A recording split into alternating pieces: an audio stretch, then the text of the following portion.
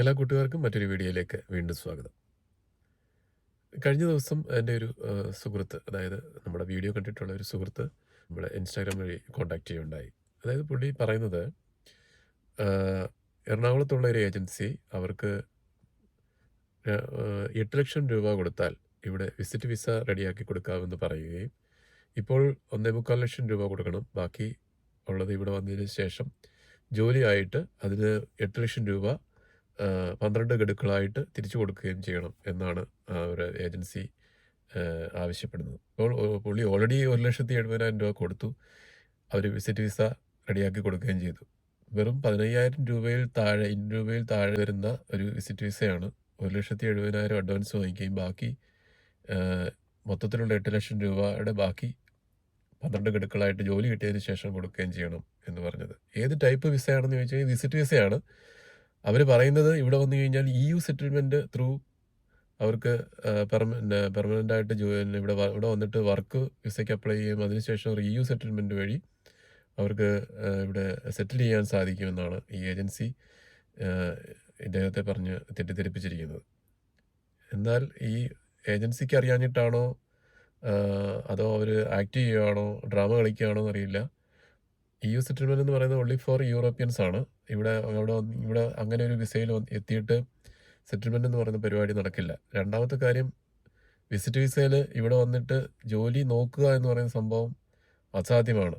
Especially unskilled ജോബുകൾക്കാണ് വരുന്നതെങ്കിൽ visit വിസയിൽ വന്ന് ജോലി നോക്കിയിട്ട് ഒരു കാര്യവുമില്ല, ജോലി കിട്ടത്തില്ല എന്നുള്ള കാര്യം 100% ഉറപ്പുള്ളൊരു കാര്യമാണ്. അപ്പം അൺസ്കിൽഡ് ജോബിന് വേണ്ടി ജോലിക്ക് ട്രൈ ചെയ്യുന്നവർ ഉറപ്പായിട്ടും ട്രൈ ചെയ്യാതിരിക്കുന്നതാണ് ഏറ്റവും ബെറ്റർ. ഇവിടെ നമ്മൾ വിസിറ്റ് വിസയിൽ, എസ്പെഷ്യലി അവർ പറയുന്നത് വിസിറ്റ് വിസയിൽ ഇവിടെ എത്തിയിട്ട് പിന്നെ ജോലി നോക്കാം, അല്ലെങ്കിൽ എംപ്ലോയറെ കണ്ടെത്താം എന്നൊക്കെ പറയുന്നുണ്ട്. പക്ഷേ ഒരു സത്യാവസ്ഥ എന്താണെന്ന് വെച്ച് കഴിഞ്ഞാൽ, ഇവിടെ ഓൾറെഡി ഡിപ്പെൻഡൻ്റ് വിസയിലും അല്ലെങ്കിൽ ഇവിടെ ഓൾറെഡി സിറ്റിസൺഷിപ്പ് ഉള്ളവരും ഒക്കെ അൺസ്കിൽഡ് ജോബ് ചെയ്യാനോ അല്ലെങ്കിൽ സ്കിൽഡ് ജോബ് ചെയ്യാനോ ഒക്കെ റെഡിയായിട്ട് ജോലി ഇല്ലാതെ തന്നെ 10,00,000 പേരോളം ഇവിടെ ബെനിഫിറ്റ് മേടിച്ച് തന്നെ ഇരിപ്പുണ്ട്. ഇപ്പം ഗവൺമെൻറ്റിൻ്റെ ഉദ്ദേശം എന്ന് പറഞ്ഞു കഴിഞ്ഞാൽ അവരെയൊക്കെ പുറത്തിറക്കി ജോലി ചെയ്യിക്കുക എന്നുള്ളതാണ് അവരുടെ ഉദ്ദേശം. അപ്പോൾ അതിനിടയ്ക്ക് നമ്മുടെ നാട്ടിൽ നിന്നും അൺസ്കിൽഡ് ജോബിന് വേണ്ടി ആളിനെ ഇവിടെ കൊണ്ടുവരേണ്ട ഒരു കാര്യവും ഗവൺമെൻറ്റിനില്ല. പിന്നെ UK പറ്റി പറയുമ്പോൾ, UK വന്ന് സെറ്റിൽ ചെയ്യാനെ കൊണ്ട് നല്ലൊരു രാജ്യമാണ്. പ്രത്യേകിച്ച് നമ്മുടെ കേരളത്തിലെ രാഷ്ട്രീയ സാഹചര്യങ്ങളൊക്കെ വെച്ച് നോക്കുമ്പം നാട്ടിൽ നിന്നിട്ട് ഒരു കാര്യവുമില്ല. അതിനുവേണ്ടിയാണ് ആളുകൾ, നമ്മുടെ ഈ കൂട്ടുകാരൊക്കെയും ഇതിന് UK ട്രൈ ചെയ്യുന്നത്, അല്ലെങ്കിൽ UK എവിടെയെങ്കിലും പോയെന്ന് രക്ഷപ്പെടാൻ വേണ്ടിയാണ് ട്രൈ ചെയ്യുന്നത്. ഈ ഏജൻസികൾ ചതിക്കാൻ വേണ്ടി ഇങ്ങനെയുള്ള കാര്യങ്ങളൊന്നും പറഞ്ഞ് ആൾക്കാരെ ഇങ്ങനെ ചതിക്കരുത് എന്നാണ് ഒരു സ്പെഷ്യൽ റിക്വസ്റ്റ്. പ്രത്യേകിച്ച് കൂട്ടുകാരോടും പറയാനുള്ളത്, വിസിറ്റ് വിസയിൽ എന്നൊക്കെ പറഞ്ഞിട്ട് ഇത്രയും പൈസയും കൊടുത്തിട്ട് വരേണ്ട ആവശ്യമല്ല, ഇവിടെ വരാനായിട്ട് സാധിക്കത്തില്ല. വിസിറ്റ് വിസയിൽ വരാൻ പറ്റും, ജസ്റ്റ് വിസിറ്റ് ചെയ്തിട്ട് ടൂറിസ്റ്റുകളെ പോലെ വന്ന് ജസ്റ്റ് ഒന്ന് കണ്ടും കേട്ടും പൈസ കുറച്ച് സ്പെൻഡ് ചെയ്തിട്ട് തിരിച്ചു പോകുക എന്ന് മാത്രമേ നടക്കത്തുള്ളൂ. ഇവിടെ വന്നിട്ട് ജോലി നോക്കുക എന്ന് പറയുന്ന സംഭവം നടക്കില്ല, എസ്പെഷ്യലി അൺസ്കിൽഡ് ജോബ്.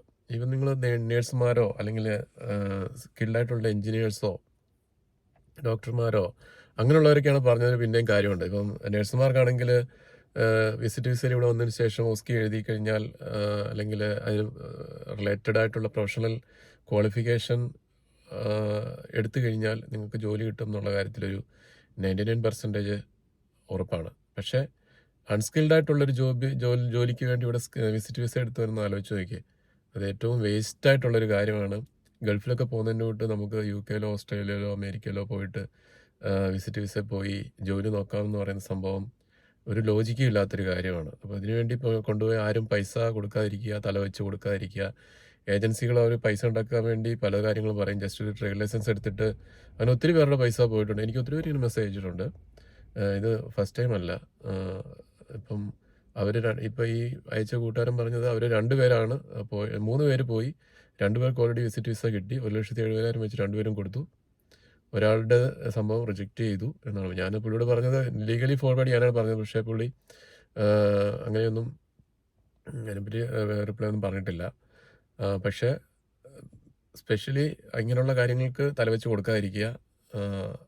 UK വരുന്നത് നല്ല കാര്യമല്ല, പക്ഷേ പിന്നെ ഇങ്ങനെയുള്ള ചീറ്റിംഗ് കേസിൽ ഇടപെടാതിരിക്കുക.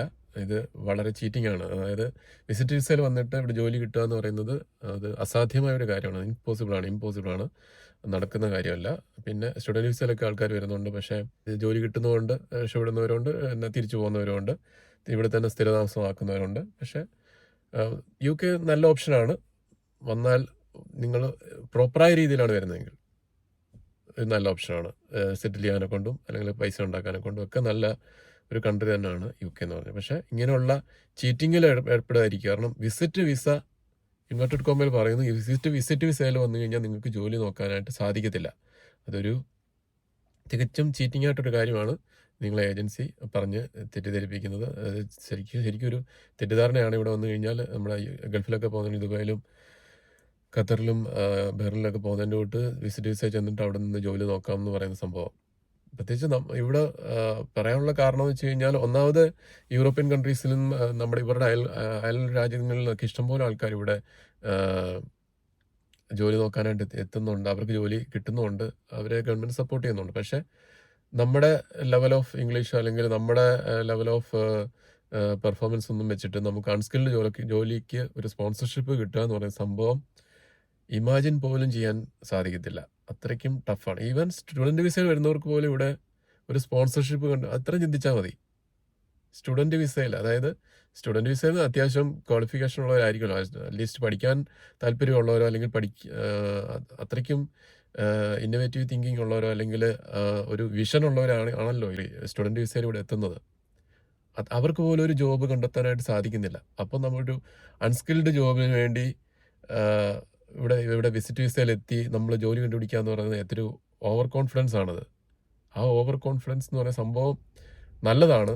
പക്ഷേ യു കെ പോലുള്ള അല്ലെങ്കിൽ ഒരു വെസ്റ്റേൺ കൺട്രിയിലേക്ക് ഈ ഓവർ കോൺഫിഡൻസ് വെച്ചിട്ട് വന്നിട്ട് ഒരു കാര്യമില്ല. നിങ്ങൾ പെട്ടുപോകുന്നല്ലാതെ ഒരു വിസിറ്റ് വിസയാണ് ഞാൻ പറയുന്നത് കേട്ടോ. വിസിറ്റ് വിസയുടെ കാര്യമാണ് പറയുന്നത്. അതുകൊണ്ട് വിസിറ്റ് വിസയ്ക്ക് വന്നിട്ട് ജോലി നോക്കാനായിട്ട് ഇവിടെ വരാതിരിക്കുക. ഈവൻ നിങ്ങളുടെ കയ്യിൽ അത്യാവശ്യം കാശൊക്കെ ഉണ്ട്, കുഴപ്പമില്ല, അത്യാവശ്യം സ്പെൻഡൊക്കെ ചെയ്തിട്ട് പോകാൻ വേണ്ടിയാണെങ്കിൽ ഓക്കെ, അപ്പം പ്രശ്നമൊന്നും വരുന്നില്ല. പിന്നെ സ്കിൽഡ് കാറ്റഗറി ആണെങ്കിൽ ഇവിടെ വന്ന് സെറ്റിൽ ചെയ്യാനെ കൊണ്ടും അല്ലെങ്കിൽ ഇപ്പം PR-ൻ്റെ ഒക്കെ ഇഷ്യൂ ഒക്കെ ആൾക്കാർ പറയുന്നുണ്ടെങ്കിലും അത് പക്ഷേ ഒരിക്കലും ഇവിടെ ഉള്ളവരെ ഒരു രീതിയിലും ബാധിക്കത്തില്ല. പക്ഷേ അതൊക്കെ